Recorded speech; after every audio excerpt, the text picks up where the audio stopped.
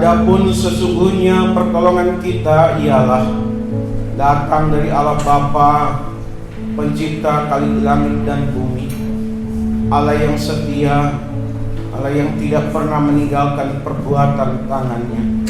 Turunlah atas kita sekalian damai sukacita di dalam Tuhan Yesus melalui persekutuan kita dengan Roh Kudus. Amin. Yesus, ku cinta kau sebab kau yang layak dipuji.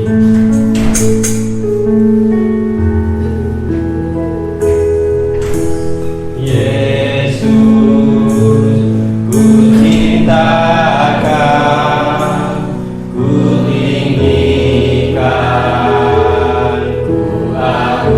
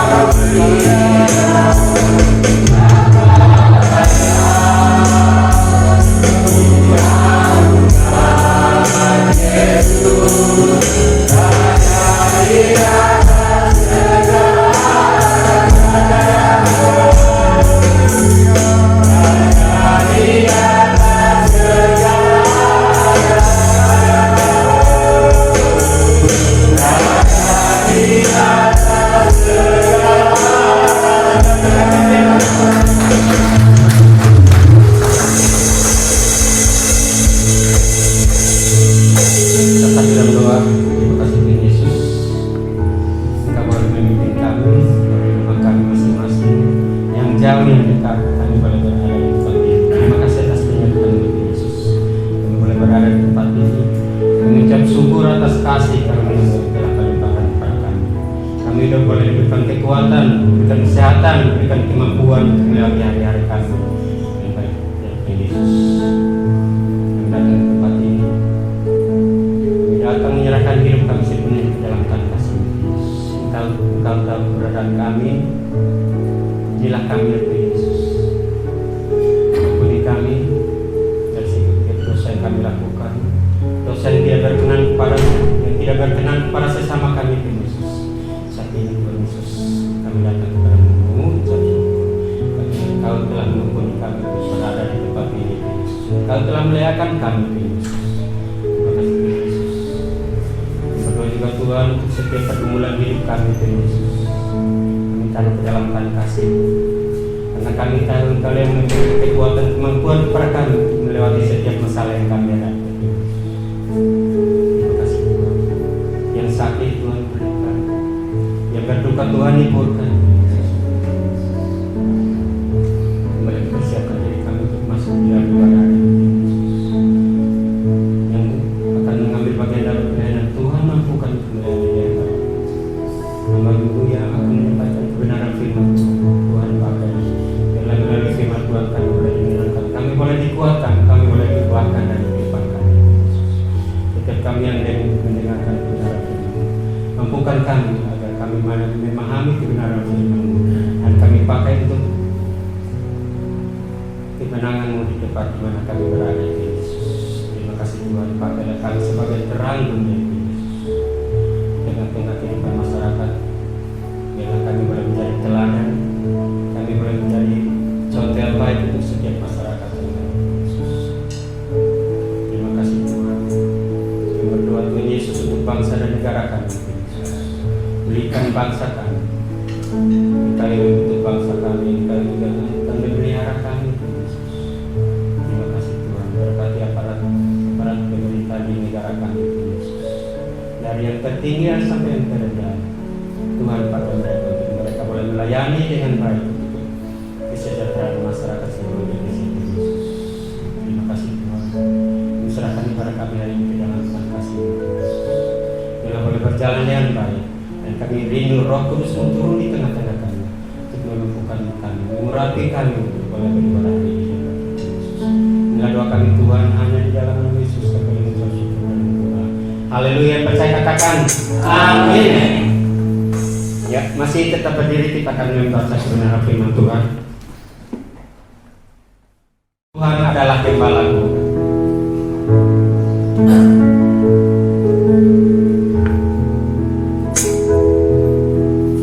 Tuhan adalah gembalaku, takkan kekurangan aku.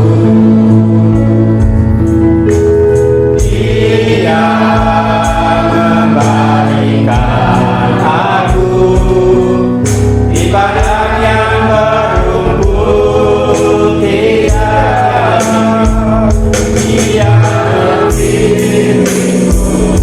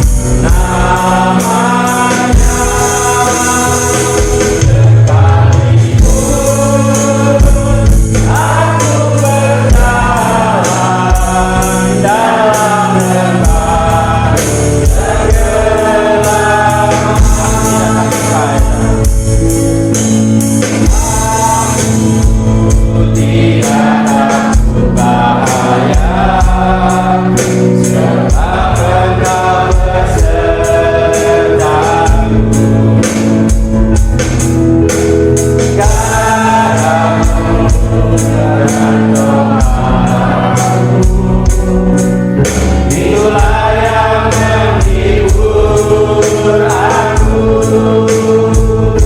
Dia membimbingku ke air yang tenang. Dia menyerahkan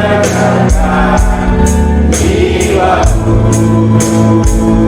Dia menuntun ke jalan yang benar oleh karena namanya. Kekasihku, aku berjalan dalam lembah kegelapan. Kekasihku, aku berjalan dalam lembah kegelapan. Sekalipun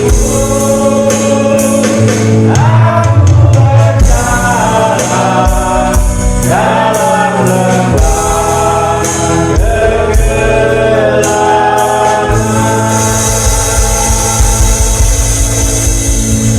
kegelapan.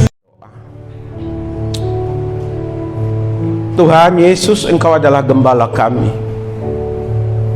gembala yang sesungguhnya dalam kehidupan ini.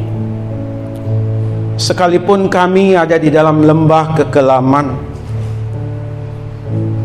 kami tidak akan pernah takut, karena Tuhan Yesus yang adalah gembala itu selalu berada bersama dengan kami. Pada pagi hari ini kami mengucap syukur karena kami dimungkinkan kembali boleh ada bersama-sama beribadah kepada Tuhan. Dan kami meyakini Tuhan Yesus hadir di tengah-tengah kami dan akan menyatakan firman-Nya bagi kami untuk kami jadikan pedoman di dalam kehidupan ini. Karenanya hamba memberi diri untuk kebenaran firman-Mu, supaya dapat disampaikan kepada sidang jemaat-Mu, dan sidang jemaat-Mu menangkap dengan baik, menghidupi firman Tuhan dalam kehidupan mereka, sehingga kami semua boleh selalu ada di dalam rencana Tuhan, dalam program Tuhan, di dalam menjalani kehidupan ini. Karenanya waktu ini kami pertaruhkan sepenuhnya ke dalam tangan kasih kuasa Tuhan. Di dalam nama Tuhan Yesus kami berdoa dan bersyukur. Haleluya. Amin. Silakan duduk. Salam. Ya, kita 2 kali berturut-turut ya membahas tentang pendidikan agama, tanggung jawab siapa ya. Minggu lalu saya sudah membahas tentang maksudnya itu tanggung jawab ya. Tanggung jawab pendidikan agama adalah tanggung jawab dari kedua orang tua, baik ayah maupun ibu. Pendidikan agama harus direspon oleh anak-anak. Sehebat apapun ayah dan ibunya mendidik anak-anaknya di dalam takut akan Tuhan dalam pendidikan agama, kalau tidak direspon, tidak ditanggapi oleh anak-anak, itu juga sia-sia. Lalu yang ketiga, kemarin kita membahas tentang pendidikan agama itu memiliki tujuan ya, supaya anak-anak kita punya pengertian, supaya anak-anak kita berumur panjang, supaya anak-anak kita senantiasa menyenangkan hati Tuhan. Nah, kali ini kita akan membahas tentang contoh pendidikan agama dalam keluarga. Contoh pendidikan agama dalam keluarga. Kita akan mengangkat, melihat, menyoroti 3 keluarga di pagi hari ini yang terdapat di dalam Alkitab. Yang pertama itu adalah keluarga Elimelek dan Naomi. Keluarga Elimelek dan Naomi, Rut pasal 1 ayat 1 sampai ayat 16, dan kita baca ayatnya yang ke-16 saja. Mari sidang jemaat kita akan baca Rut pasal 1. Nanti Bapak Ibu bisa baca di rumah secara keseluruhan dari pasal 1 itu. Rut pasal 1 ayatnya yang ke-16 yang menjadi sorotan kita. Yang sudah menemukan ayat ini boleh dibaca Bapak Ibu. Ya, Rut pasal 1 ayat 1 sampai ayatnya yang ke-16. Khusus ayat 16 dari pasal 1. Ada yang sudah menemukan? Silakan. Ya, Ibu Ratmi, silakan baca.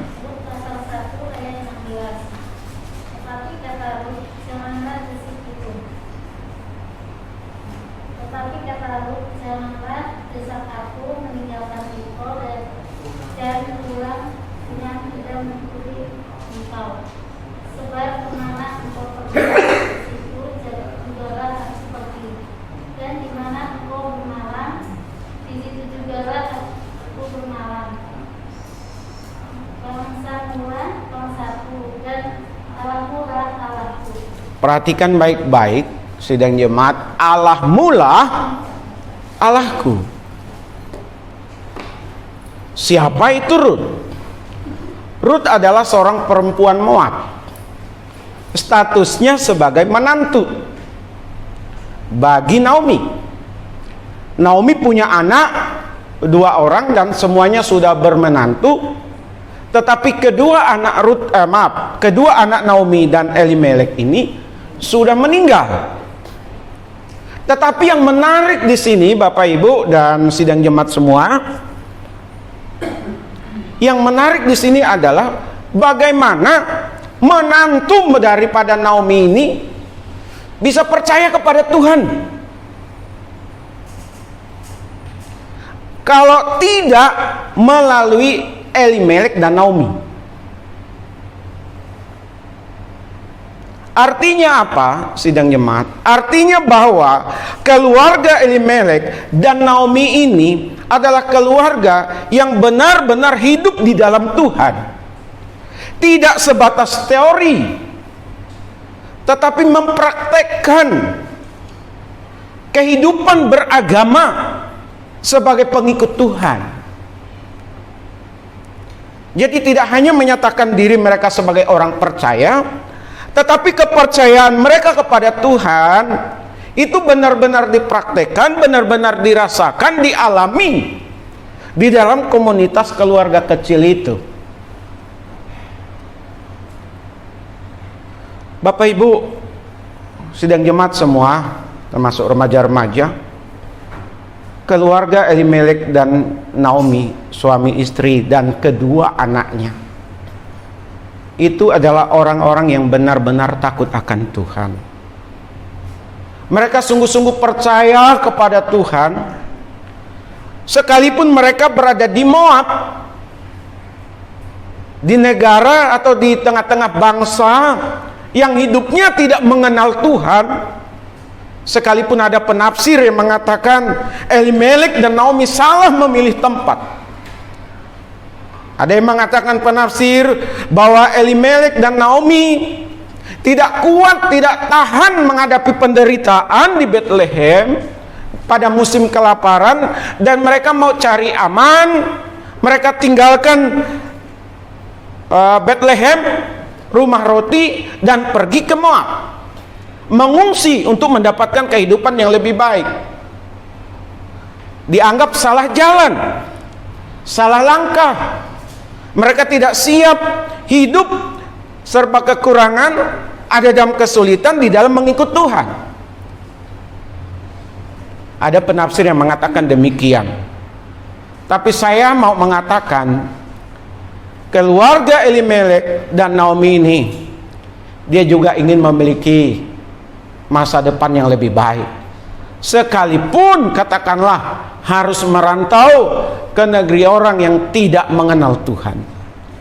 Tetapi nyatanya sekalipun mereka hidup di tengah-tengah orang yang mayoritas tidak menyembah Tuhan, tidak hidup di dalam Tuhan, nyatanya mereka berempat ini, Elimelek, Naomi, dan kedua anaknya, tetap mempraktekkan kehidupan beragama yang sesungguhnya. Sehingga melalui keluarga ini, karena praktek kehidupan beragamanya bagus, kedua menantunya bisa mengenal Tuhan dan hidup di dalam Tuhan. Bahkan untuk Ruth sendiri tidak diragukan lagi. Allah mula, Allahku. Luar biasa. Keluarga Elimelek dan Naomi mempraktekkan agama dalam rumah tangganya. Pertanyaannya bagi kita dalam bentuk aplikasi, bagaimana dengan kita? Kalau kita percaya sungguh-sungguh kepada Tuhan, suami istri sungguh-sungguh percaya kepada Tuhan, mempraktekkan ajaran Tuhan, menghidupi ajaran Tuhan, mendidik anak-anak di dalam takut akan Tuhan. Pada saat mereka mencari pendamping hidup, dia berusaha meyakinkan pendamping hidupnya dengan sungguh-sungguh supaya mereka juga mengenal Tuhan. Bukan sebaliknya, sidang jemaat. Saya berharap kepada kita sekalian, mari kita yang ada ini, keluarga kita, suami istri dan anak-anak, takutlah akan Tuhan. Amin. Sehingga orang lain yang tidak percaya kepada Tuhan, melalui praktek hidup kita yang sungguh-sungguh percaya kepada Tuhan, mereka pun akhirnya menerima Yesus sebagai Tuhan dan Juru Selamatnya. Amin. Dan mereka hidup sungguh-sungguh. Sekalipun bangsa dan negara, kebudayaan, adat, dan tradisi lainnya menjadi pertaruhan. Nyatanya Ruth bilang, bangsamu adalah bangsaku, Allahmu adalah Allahku. Kebanyakan dari keluarga tidak menghidupi ajaran Tuhan,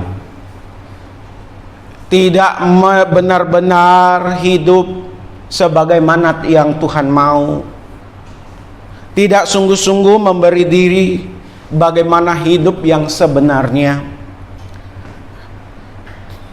Saya berapa hari yang lalu ketemu dengan seorang, saya tidak perlu sebutkan nama daerahnya dan nama sukunya.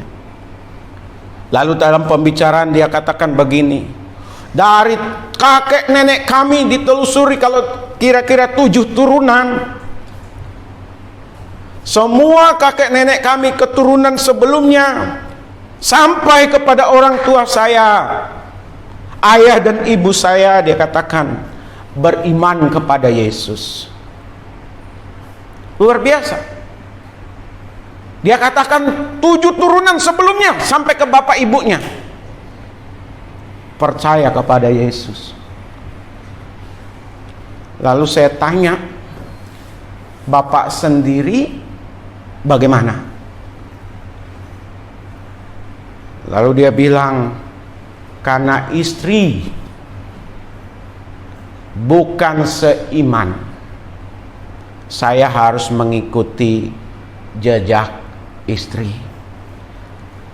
Tetapi ajaran-ajaran yang disampaikan oleh kedua orang tua saya, dia katakan, saya praktekkan dalam kehidupan baik di rumah tangga maupun kehidupan bermasyarakat. Lalu saya pertajam, masih percaya Yesus tidak? Lalu dia katakan, masih. Tapi karena saya hidup di tengah-tengah keluarga besar yang tidak percaya kepada Yesus, saya harus ikuti mereka. Tapi ajarannya tetap, ajaran Kristus tetap ada di hati saya, dia bilang begitu. Lalu saya katakan, Bapak adalah pengikut Yesus Kristus yang tersembunyi.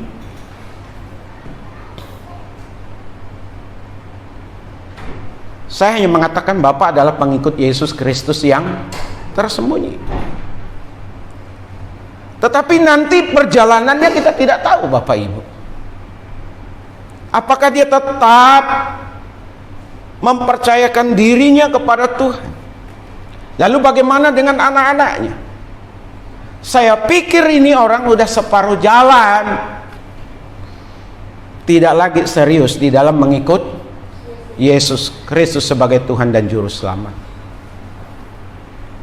Bagaimana anak-anak? Bagaimana mau cari menantu?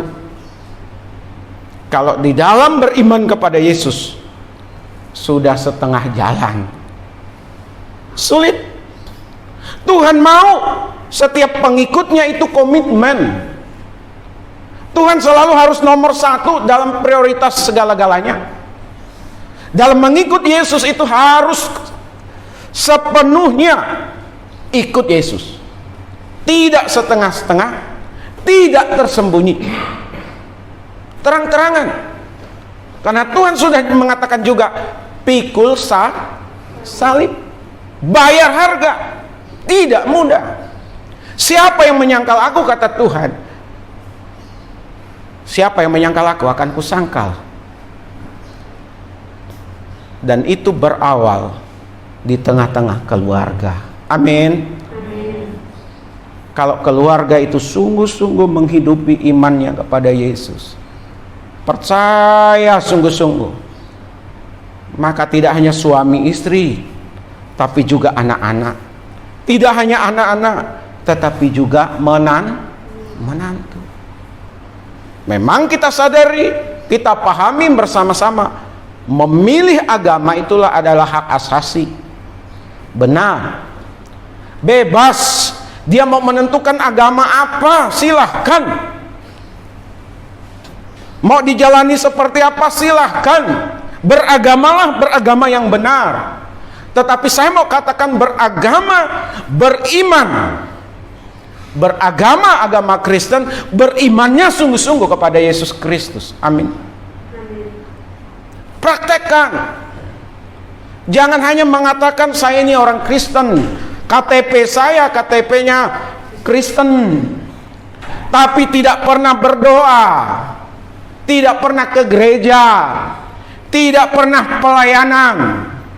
Ke gereja iya, tapi judi jalan terus. Ke gereja iya, kasar sama istri jalan terus, kasar sama suami jalan terus. Percaya Tuhan hanya di bibir, di mulut, tidak di hati, tidak dalam praktek. Ini bahaya. Ini bisa menjadi batu sandungan sidang jemaat. Kita belajar dari Elimelek dan Naomi di sini. Suami istri ini luar biasa di dalam mengikut Tuhan.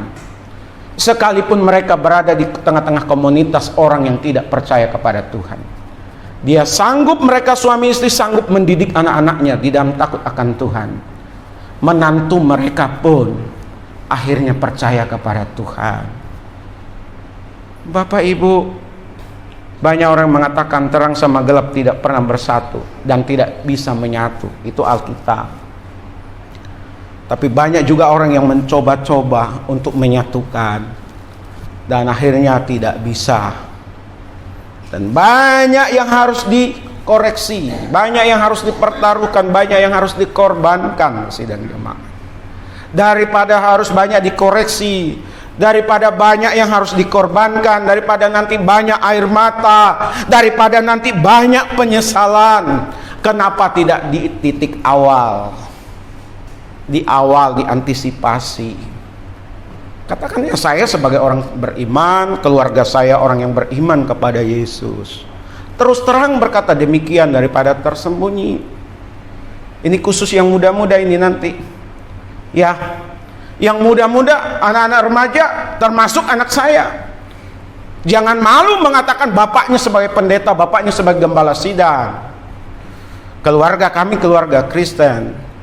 Kalau mau dengan saya, mau hidup bersama dengan saya nantinya, konsekuensinya harus percaya kepada Yesus Kristus. Saya pertegas seperti ini karena agama saya katakan tadi pilihan. Kalau memilih berarti di situ ada tanggung jawab. Di balik tanggung jawab ada resiko. Karena sudah menjadi pilihan, siap bertanggung jawab dan siap menerima segala resiko yang ada. Amin. Praktekkan Bapak Ibu. Jangan menjadi keluarga Kristen tetapi jauh dari nilai-nilai kekristenan. Bohong itu namanya. Mengaku orang Kristen tapi kehidupan kekristenan jauh dari kenyataan. Berjarak. Lebih percaya kepada dukun, lebih percaya kepada tahyul-tahyul daripada percaya kepada firman Tuhan. Untuk apa? Sekarang ini dicari pengikut Kristus, keluarga Kristen yang sungguh-sungguh, bukan yang main-main, bukan yang setengah-setengah. Saya berharap, saya berdoa jemaat kita yang tidak banyak ini benar-benar hidup di dalam Yesus Kristus. Amin. Berapa malam ini saya perhatikan anak saya yang kecil. Saya dengan istri belum tidur. Lalu dia mau tidur.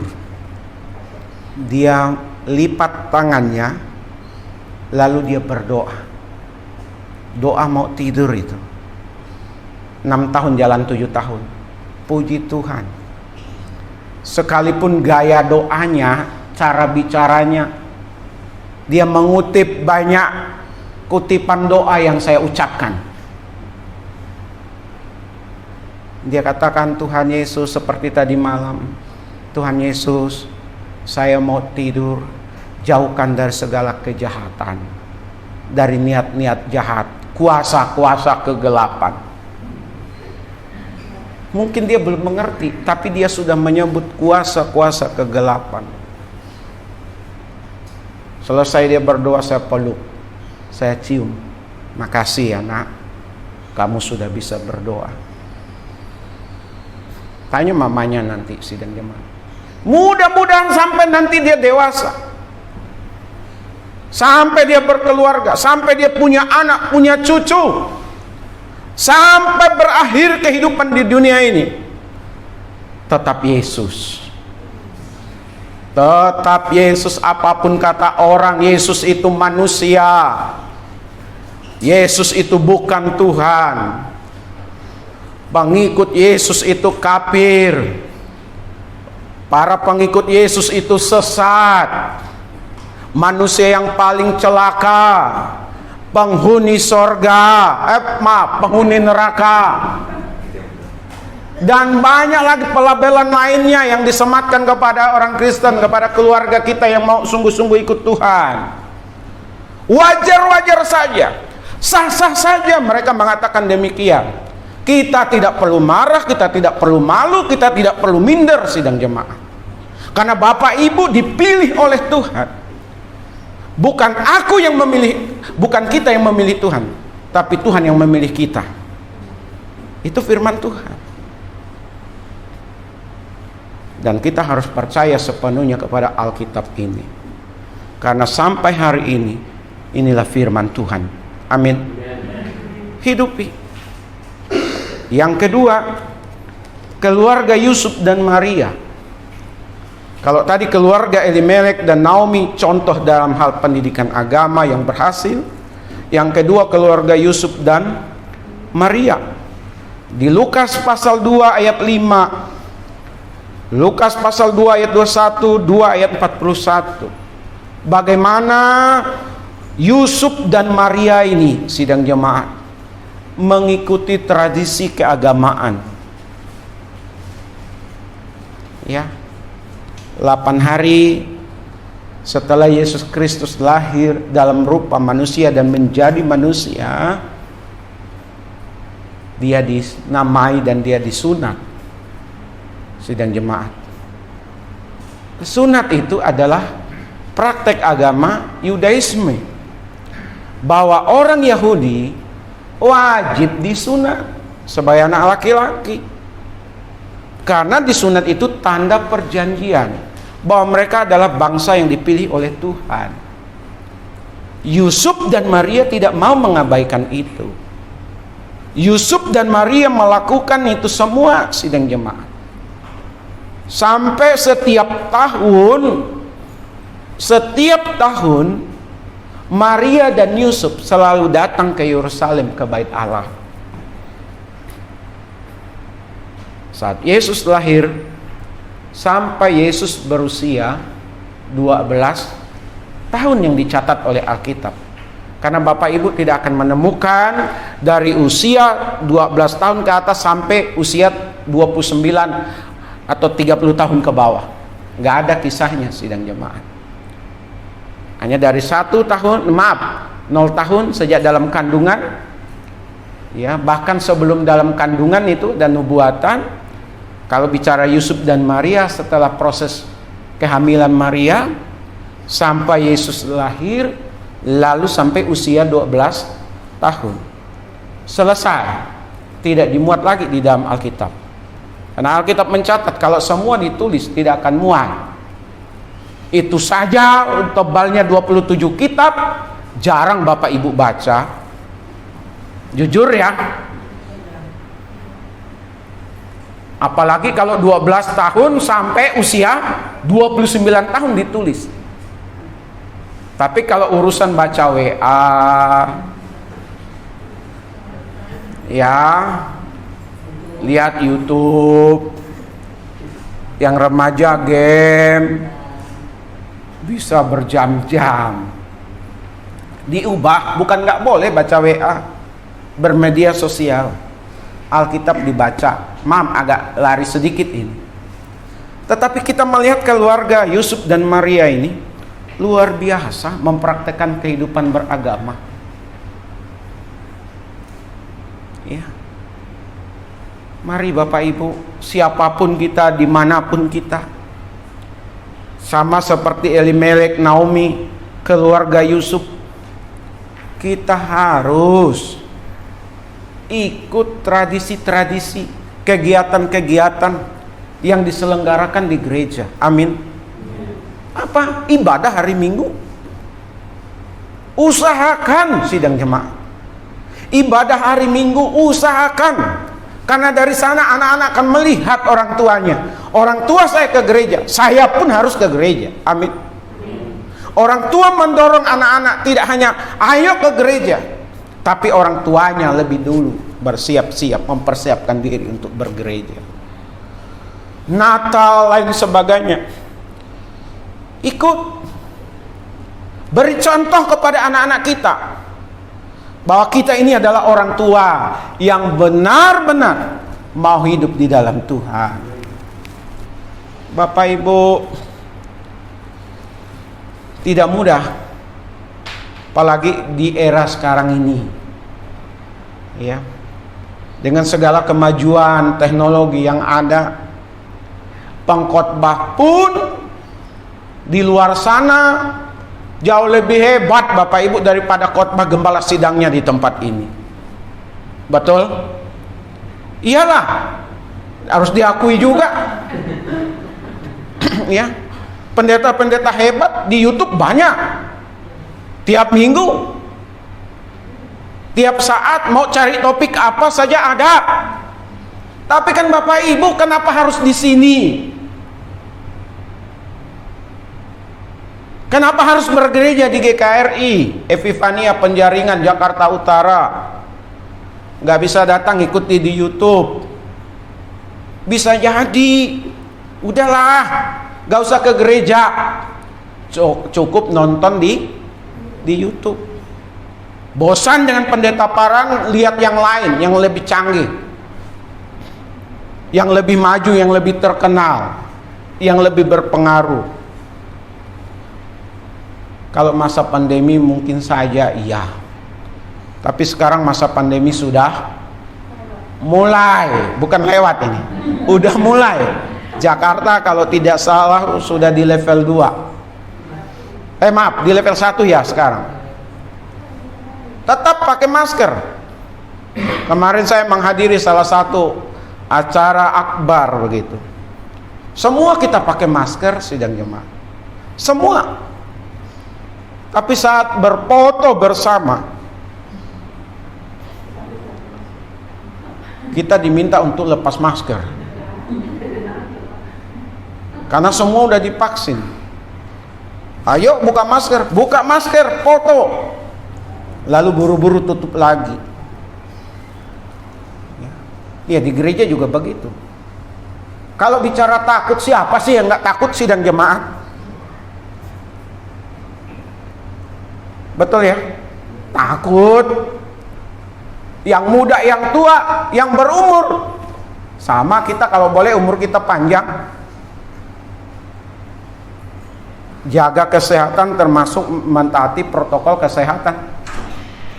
Tetapi kalau dalam ketakutan terus, lama-lama di rumah terus, belum ada survei apakah semasa pandemi ini keluarga Kristen itu benar-benar beriman kepada Tuhan atau tidak. Ada yang sungguh-sungguh saya yakin iya, tetapi ada juga yang mundur, saya yakin juga iya. Tapi berapa jumlahnya, berapa persentasenya, dan berapa banyak yang disurvei, itu belum ada Bapak Ibu. Dan saya senang, saya bangga dengan Bapak Ibu yang masih mau hadir di tempat ini. Ini juga memberi contoh kepada anak-anak dalam mempraktekkan kehidupan beragama. Amin. Yusuf Maria memberi contoh kepada anaknya, Yesus Kristus. Dan dari sana kalau kita baca, Yesus Kristus akhirnya mau berdebat masalah agama. Debat di sini bukan adu argumentasi ngotot-ngototan, ya, tapi pemahaman-pemahamannya itu di luar daripada kemampuan seusianya sidang jemaat. Pasti belajar. Tidak hanya di sinagoge, tempat orang Israel belajar baca tulis dan konteks keagamaannya, tetapi juga di dalam keluarga. Jangan sampai ada ayah, jangan sampai ada seorang ibu yang makan main makan, yang tidur langsung tidur, gak pernah berdoa, gak pernah dilihat untuk baca Alkitab oleh anaknya. Ya gimana? Gak pernah terlibat pelayanan. Gimana anak-anak bisa ngikut, bisa nurut? Akhirnya mereka berpandangan semua agama sama, semua agama bisa diikuti. Kekristenan tidak sekedar agama, tetapi menentukan hidup mati kita. Saya mau katakan seperti itu Bapak Ibu. Kekristenan tidak hanya sekedar agama, tapi itu menentukan hidup mati kita. Itu yang kedua. Contoh pendidikan agama yang dipraktekkan dalam keluarga. Yang terakhir itu adalah keluarga, dalam hal ini orang tua Timotius. 2 Timotius 1 ayat 5 itu. 2 Timotius 1 ayat 5. Bapak Ibu bisa baca nanti. Mengajarkan tentang beriman. Lois itu neneknya Timotius. Berarti kekristenan dalam keluarga ini sudah 3 generasi. Saya ulang ya. Di dalam keluarga Timotius ini kekristenan sudah 3 generasi. Yang pertama neneknya yang bernama Lois. Lalu dari Lois neneknya melahirkan seorang anak perempuan. Itulah perempuan yang melahirkan Timotius. Dari Lois neneknya menanamkan iman kepada anaknya kepada mamanya Timotius. Dari mamanya ini iman ditanamkan lagi, diajarkan lagi, dipraktekkan lagi kepada Timotius. Lois, mamanya Timotius dan Timotius. Hebatnya lagi neneknya ini, Lois. Dia tidak hanya mengajarkan anaknya untuk beriman, mamanya dari Timotius untuk beriman kepada Yesus Kristus, tetapi juga dia mengajarkan kepada cucunya, kepada Timotius. Yang jadi opa, yang jadi oma. Kita masih jauh ya Pak Indra ya, Pak Apris, Pak Tony. Kita belum bisa disebut opa oma. Pak Yohanes gak lama lagi sama Ibu Pipi. Kita doakan ya. Di sini yang udah jadi opa oma, Pak Canyang, Ibu Ros, semua kita masih calon opa, calon oma. Ajarkan anak-anak, ajarkan kepada cucu-cucu untuk beriman kepada Yesus. Amin. Di sini ada Audi, ada Meme. Luar biasa itu Bu Harti. Berlanjut kepada Pak Canyang.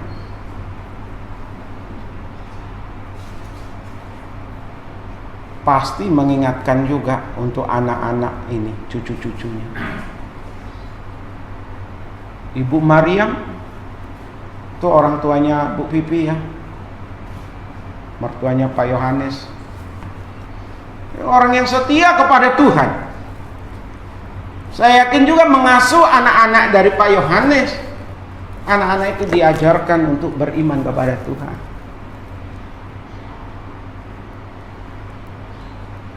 Mamanya Ibu Rusmini, Ibu Tan Kim Nio, itu orang yang beriman kepada Tuhan. Sebelum meninggal dia pesan kepada anaknya, gereja itu perlu AC. Dan sampai hari ini ya Pak Ina belum diganti kan?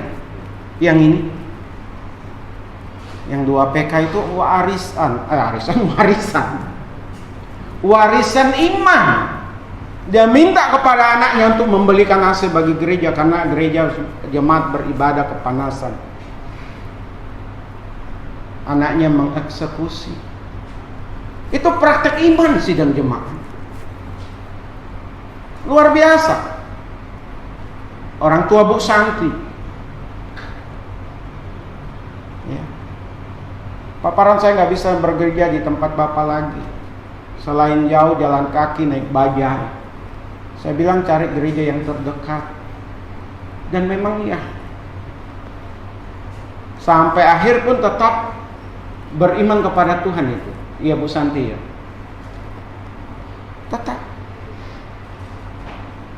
Yang generasi-generasi yang sudah lewat, ini adalah gereja anggota jemaat yang sungguh-sungguh mempraktekkan imannya di tengah-tengah keluarga. Boleh ditelusuri anggota keluarga masing-masing. Selagi sehat, selagi kuat, selagi tidak di luar kota, hari Kamis, hari Minggu, oma-oma yang saya sebutkan tadi, itu orang-orang yang setia di dalam Tuhan. Dengan kehadirannya ke gereja, itu mencontohkan, memberi contoh secara tidak langsung kepada anak, kepada cucu, bahwa dia adalah pengikut Yesus Kristus yang setia. Amin. Timotius beriman kepada Tuhan Yesus itu karena mamanya, karena neneknya. Berbahagialah anak-anak remaja di sini yang orang tuanya, yang kakek neneknya adalah pengikut Yesus Kristus. Eliezer kakeknya itu pendeta. Debbie itu kakeknya pendeta. Bapaknya pendeta. Anaknya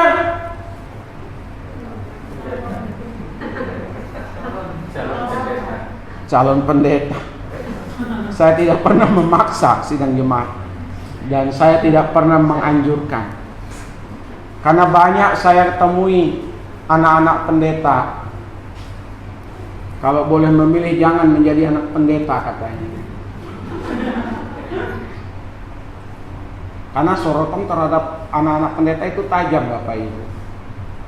Dan tidak sedikit anak pendeta juga brengsek begitu. Mempermalukan orang tuanya. Orang tua mengajar jemaat, anak kurang ajar. Makanya bantu doa Bapak itu. Jangan dianggap nyaman. Jangan dianggap di zona nyaman anak dari seorang pendeta.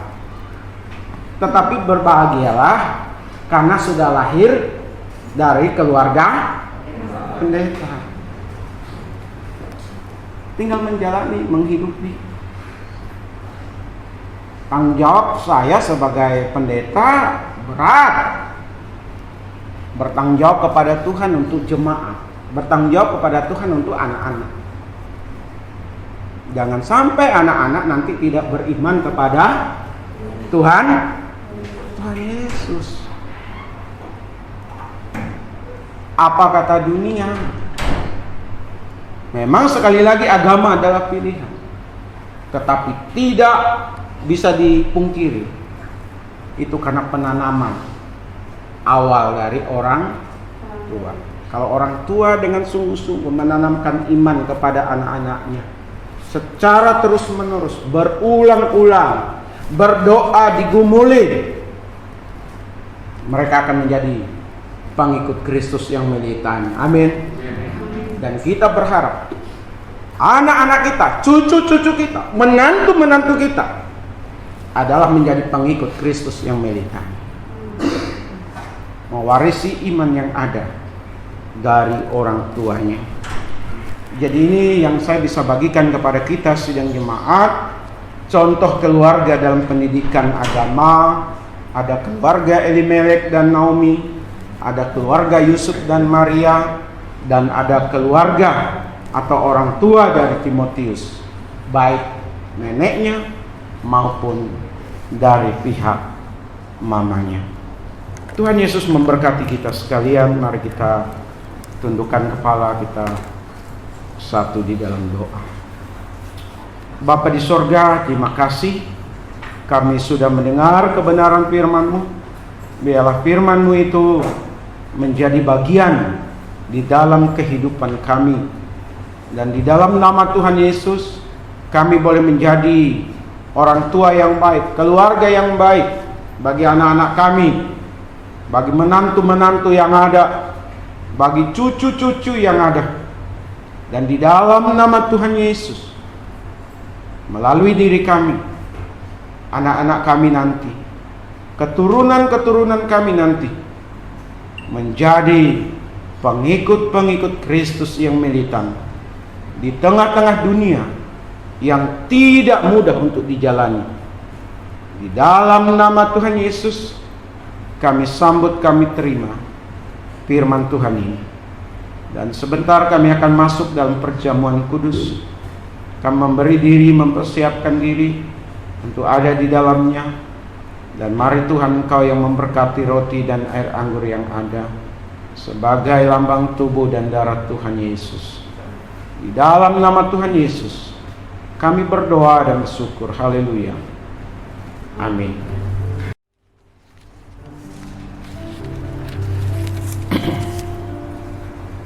Mari kita baca secara bergantian sidang jemaat.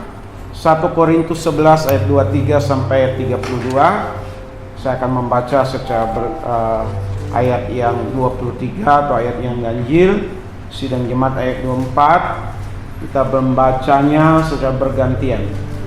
Sebab apa yang telah aku teruskan kepadamu telah aku terima dari Tuhan, yaitu bahwa Tuhan Yesus pada malam waktu ia diserahkan mengambil roti.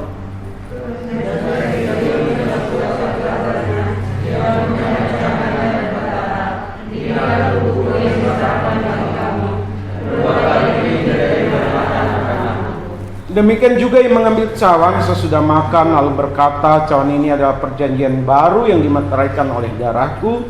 Perbuatlah ini setiap kali kamu meminumnya menjadi peringatan akan aku. Sebab setiap kali kamu makan roti ini dan minum cawan ini, kamu memberitakan kematian Tuhan sampai Ia datang. Jadi barang siapa dengan cara yang tidak layak makan roti atau minum cawan Tuhan, ia berdosa terhadap tubuh dan darah Tuhan. Karena itu hendaklah tiap-tiap orang menghindari diri sendiri, dan harus sesudah itu ia makan roti dan minum dari cawan. Karena barang siapa makan dan minum tanpa mengakui tubuh Tuhan, ia mendatangkan hukuman atas dirinya.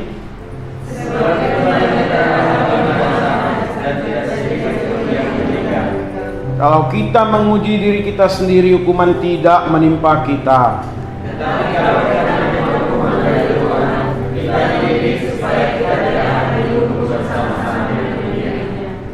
Saya akan membaca ulang ayat 28. Karena itu hendaklah tiap-tiap orang menguji dirinya sendiri, dan baru sesudah itu ia Saya ulang. Karena itu hendaklah tiap-tiap orang menguji dirinya sendiri, dan baru sesudah itu ia makan roti dan minum dari cawan itu. Baik, kita mengambil. Pada satu bukit jauh dari sini, lihat salib Tuhan berdiri.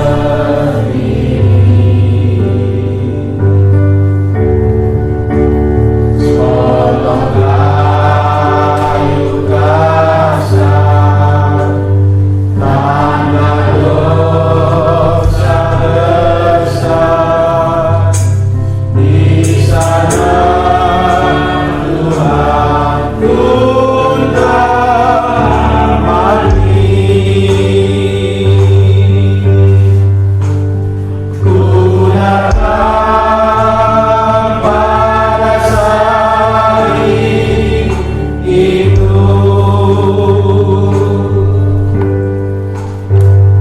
ku kenal cinta Tuhanku yang ku jatuh pada kakinya. Sadarku dapat ampun dosa.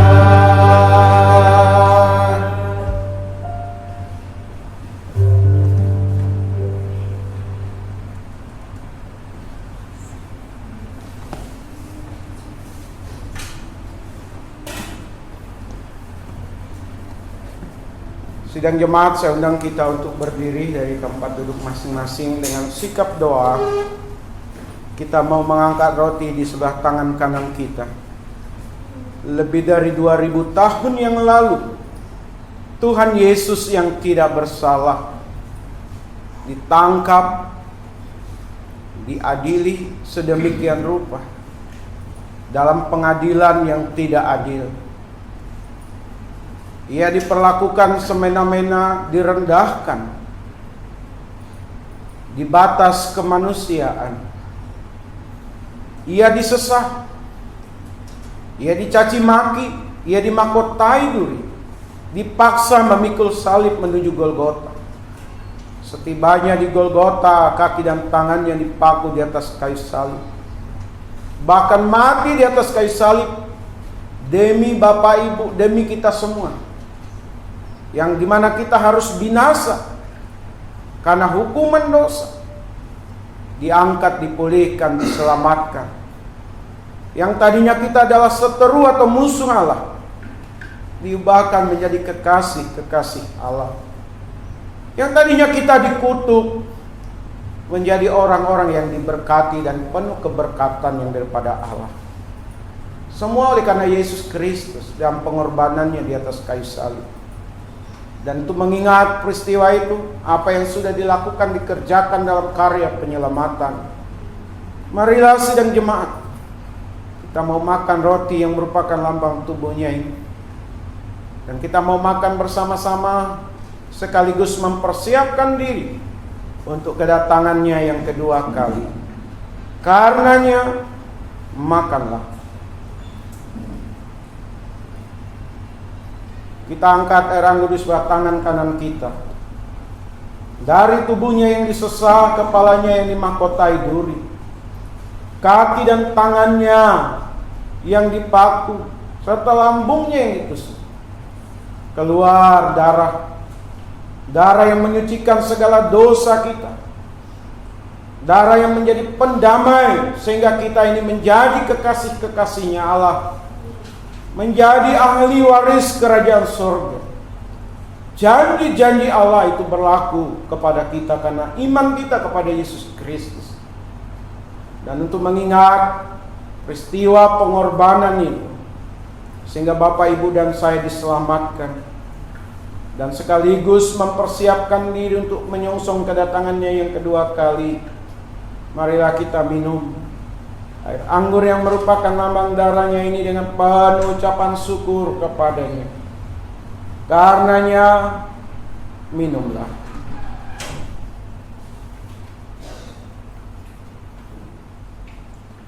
Saya mohon doa ucapan syukur disampaikan oleh majelis kita, Ibu Yekti.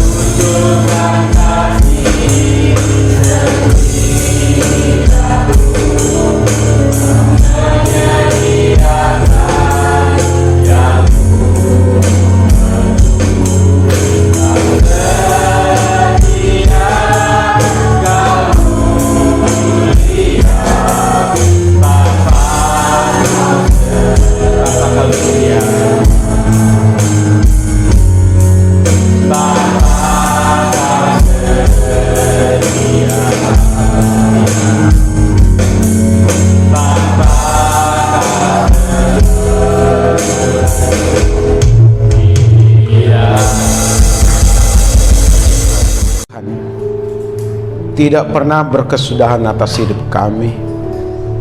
Seringkali kamilah yang berubah setia, tetapi Tuhan tidak pernah berubah setia kepada setiap kami. Kalau ada di antara kami yang gagal menunjukkan kesetiaan kepada Tuhan, mohon belas kasihan Tuhan untuk mengampuninya. Dan mari ya Tuhan Yesus, Engkau terus bertahta dalam rumah tangga kami, di dalam diri kami, mengajari kami, menuntun kami, mengingatkan kami, bahkan mendisiplinkan kami ya Tuhan. Mari Tuhan Yesus, Engkau hadir dalam kehidupan kami, membentengi kami, membuat kami lebih baik lagi dari hari-hari sebelumnya.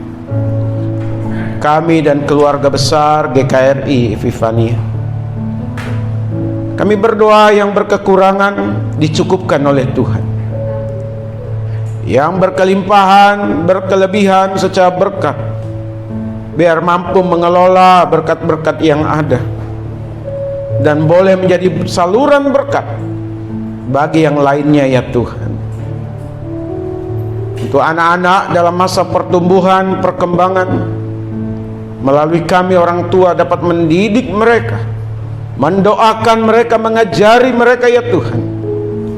Kami merindukan anak-anak kami adalah anak-anak yang unggul, anak-anak yang tidak hanya berkenan kepada Tuhan, tetapi anak-anak yang dipakai dan diberkati oleh Tuhan bagi bangsa negara ini, bahkan bagi dunia. Dari tempat yang tidak besar ini Tuhan, hamba memohon, lahirlah, muncullah orang-orang hebat di tempat ini ya Tuhan. Terima kasih Bapa di sorga, lingkungan di mana kami bergereja, lingkungan di mana sidang jemaat-Mu bertempat tinggal, kami mohon belas kasihan Tuhan. Tuhan yang menjaga, melindungi dari segala niat-niat orang jahat, dari mara bahaya, kebakaran, dari provokasi yang tidak sehat, yang merusak tatanan kehidupan berbangsa bernegara. Mari Tuhan Engkau beracara atasnya. Kami berdoa untuk pemerintah kami, baik di pusat, di daerah. Karuniakan hikmat bijaksana, karuniakan kemampuan menata, mengelola negara ini dengan baik. Dan kami berdoa untuk para pengusaha, orang-orang hebat, konglomerat di negeri ini, Tuhan yang berotoritas, biar mereka juga dipakai oleh Tuhan untuk mensejahterakan tidak hanya karyawan mereka, tidak hanya kelompok mereka, tidak hanya keluarga mereka, tetapi bangsa dan negara ini pun mereka boleh bela, dan mereka belajar untuk mensejahterakan dengan cara mereka. Kami berdoa Tuhan untuk kelompok-kelompok tertentu yang mau merusak tatanan kehidupan berbangsa bernegara, yang mau menghilangkan tradisi adat leluhur dari setiap suku. Sesungguhnya ada yang tidak bertentangan, tetapi mereka mau coba, mau arahkan kepada hal-hal yang kelihatan lebih baik, lebih benar, dengan menghilangkan adat istiadat atau budaya bangsa, mengganti dengan adat istiadat budaya bangsa lain.